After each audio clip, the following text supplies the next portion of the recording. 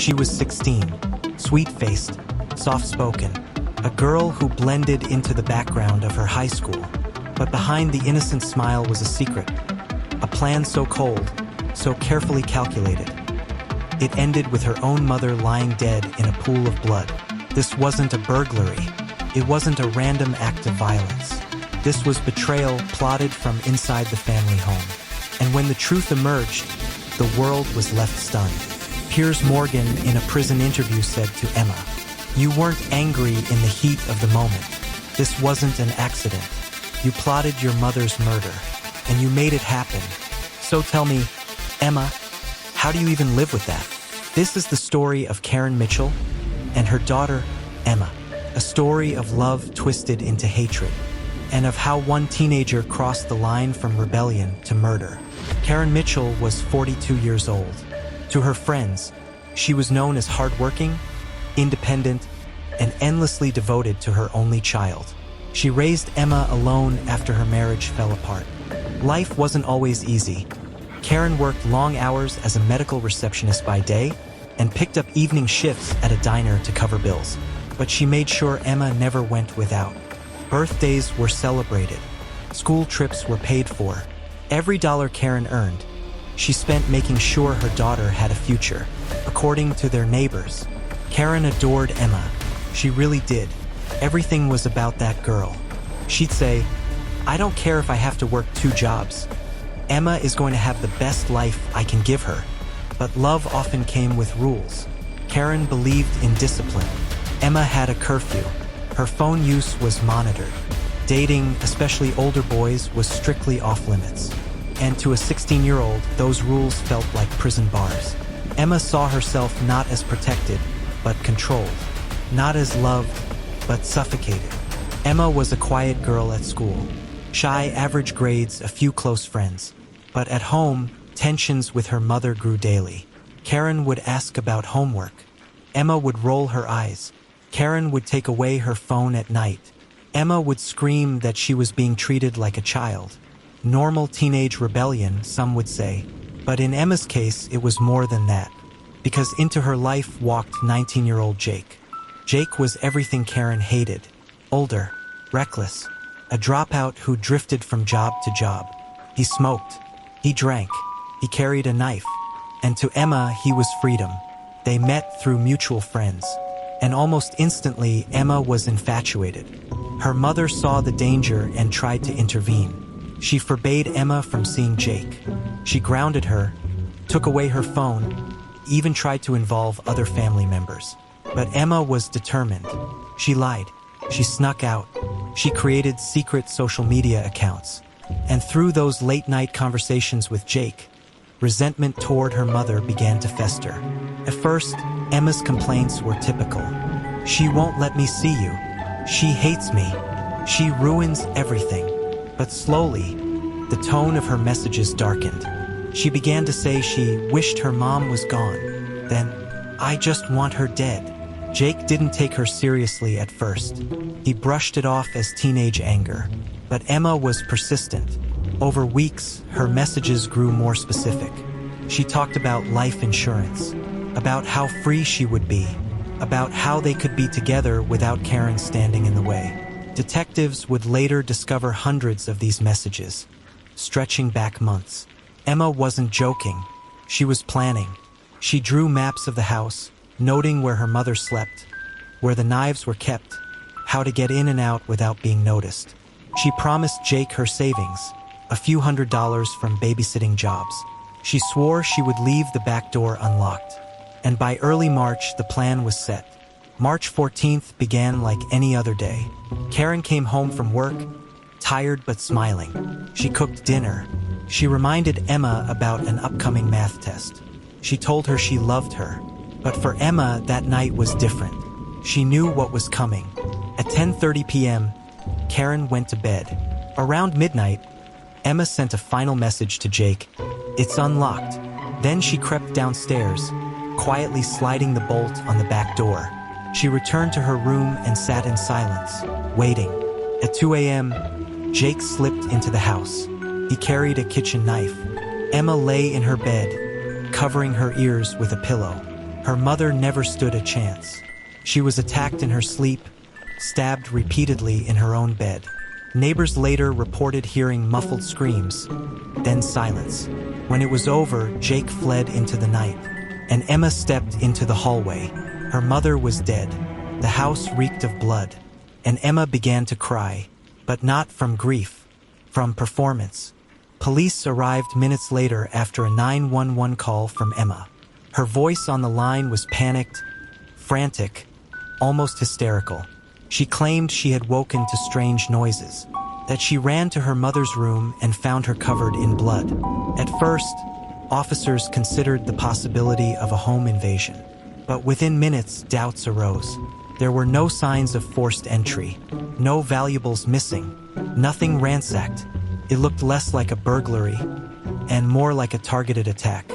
And in the middle of it all, the 16-year-old daughter who claimed to have seen nothing, heard nothing, and knew nothing.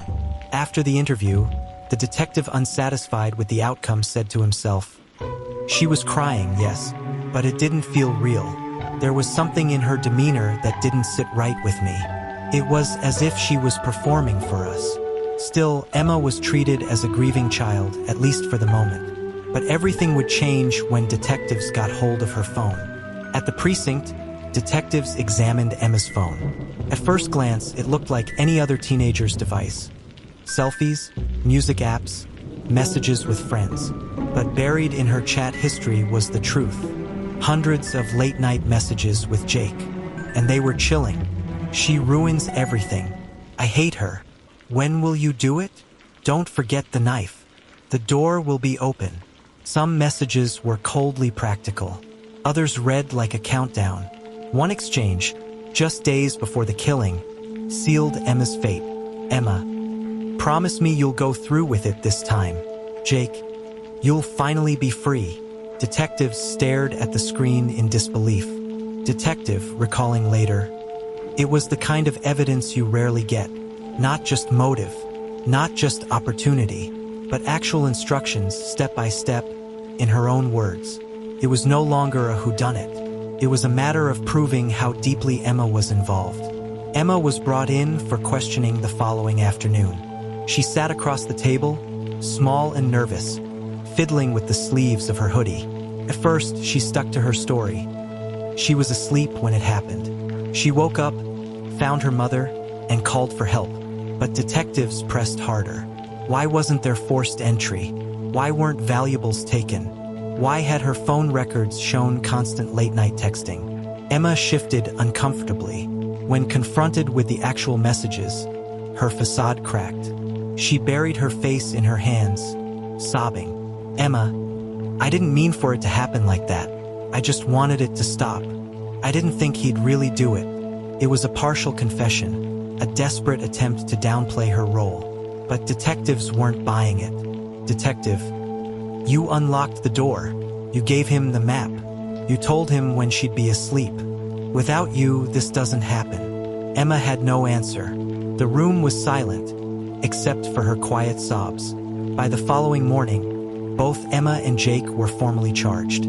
Jake with murder, Emma with conspiracy to commit murder. News of the arrest spread quickly through their small community. Neighbors were stunned. Teachers at Emma's school couldn't believe it.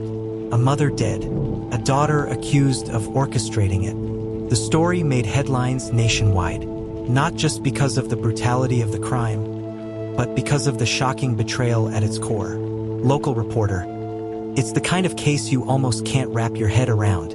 A 16-year-old, not just complicit, but actively plotting her own mother's murder."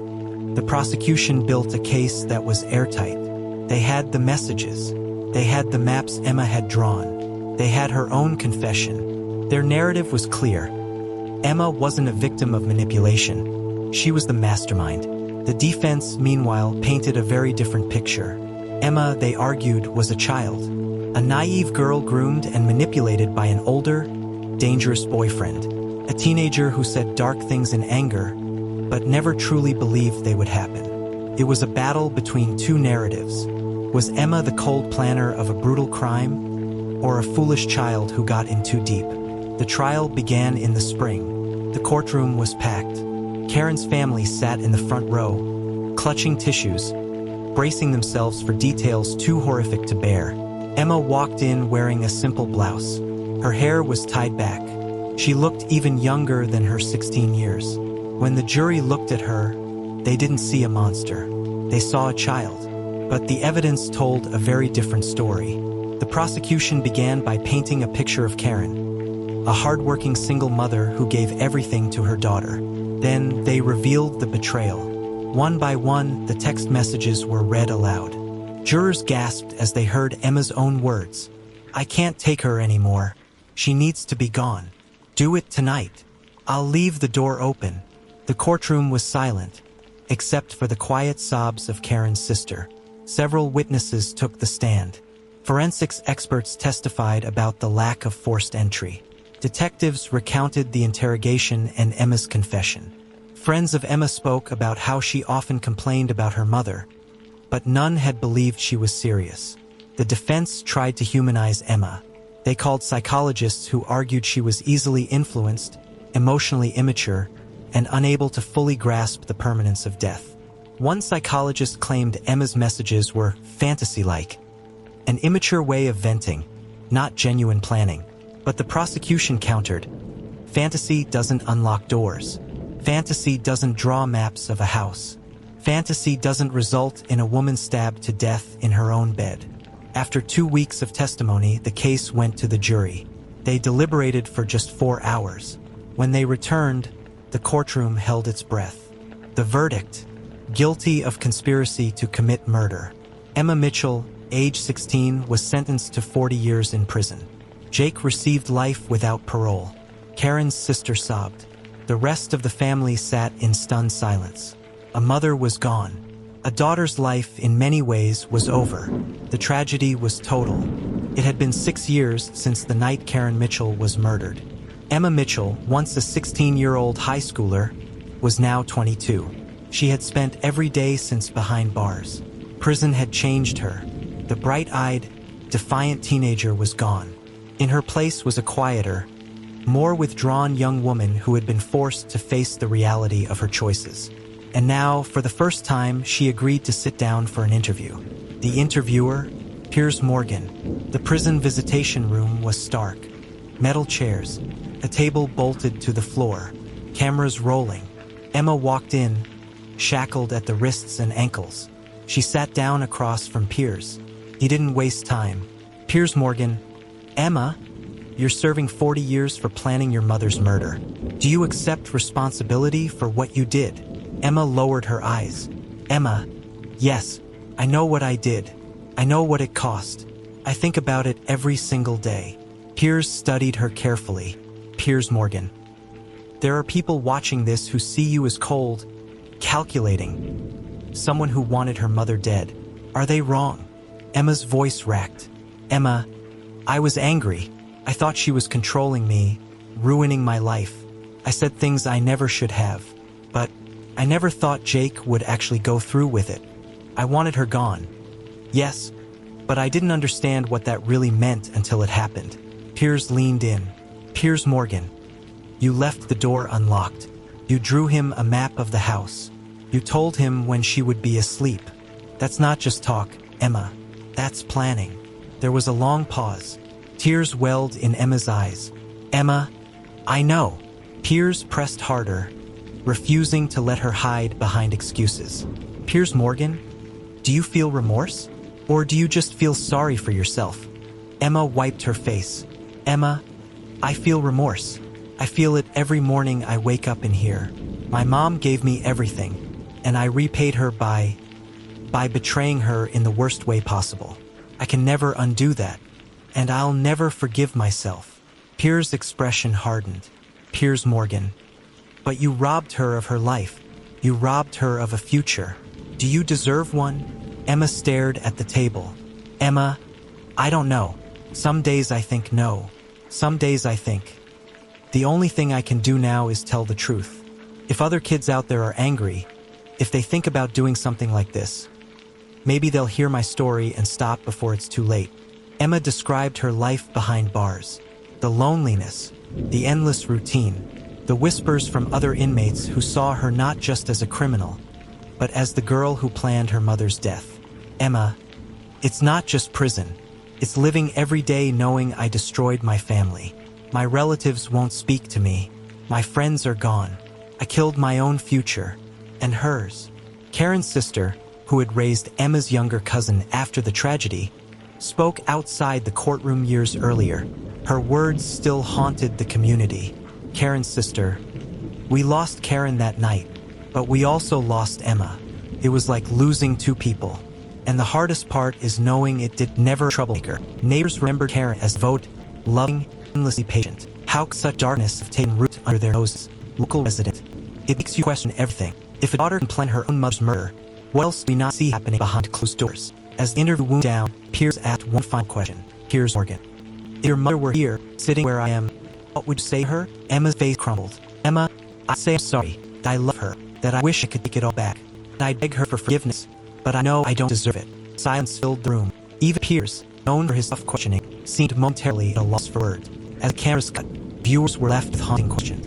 Was Emma a manipulative killer who got exactly what she wanted? Or was she a foolish child who never grasped the reality of her own actions until it was far too late? The truth may lie somewhere in between. But either way, the outcome was the same.